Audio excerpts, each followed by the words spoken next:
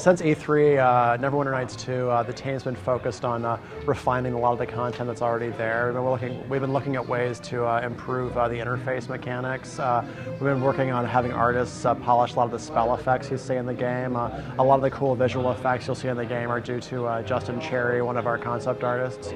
Also, we've been working on just finding bugs, polishing the gameplay experience, and all the designers and team members, when they have the spare bandwidth, have just been playing through the game and looking for bugs, fixing them, and then just polishing it. In Neverwinter Nights 2, one of the strengths of the design is the Stronghold mechanics system that we've introduced into the game. Basically, the premise of the Stronghold mechanics is halfway through the game, the player basically takes charge of their own stronghold in the game. This is basically an area, a home base to call your own. The added gameplay element that gets brought into play is that you actually go out and recruit people to help serve in your stronghold, upgrade its walls, upgrade its equipment, upgrade the troops. And basically, a lot of the choices you make in upgrading that stronghold has a big factor in how the game plays out in Act 3.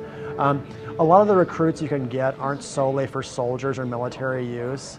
You can recruit people like farmers, miners, blacksmiths, priests, innkeepers, even recruit various merchant caravans to help supply your keep with various resources. All of those things factor into the morale and the sort of combat standing of your troops, and generally how secure the keep is against attack. In Neverwinter Nights 2, we're also trying to give more of an epic feel to the entire storyline, and one of the ways that we're trying to communicate that beyond the stronghold mechanics is that we're also trying to engage the player in more mass battles over the course of the game. By that I mean that some of the troops that you help upgrade as part of the stronghold mechanic, you'll actually be leading those troops into battle against the enemy forces. Some of those troops will be broken up into different categories like the archers, swordsmen, various specialty troop types, and those groups of troops will either follow you or one of your companions through various mass battles that take place in the game.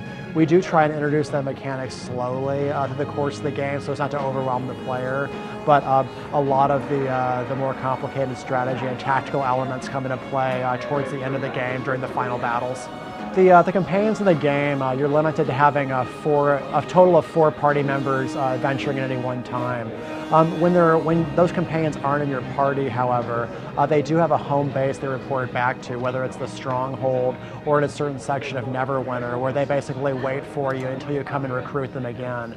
We try to see the companions as you're basically able to pick and choose which ones you want to join with you at any point in time, unless there's a story element that compels one of them to come along. So basically, they will be waiting at the Stronghold for you if you're not currently adventuring with them, and they are doing their own various things at the Stronghold when they're not in your party. Multiplayer is a big element of Neverwinter 2. We try to make sure the single-player campaign could be played cooperatively. It's recommended for up to 4 players, and that can usually result in a very large group going through the single-player campaign because you can have the 4 players on the computer that you're traveling with.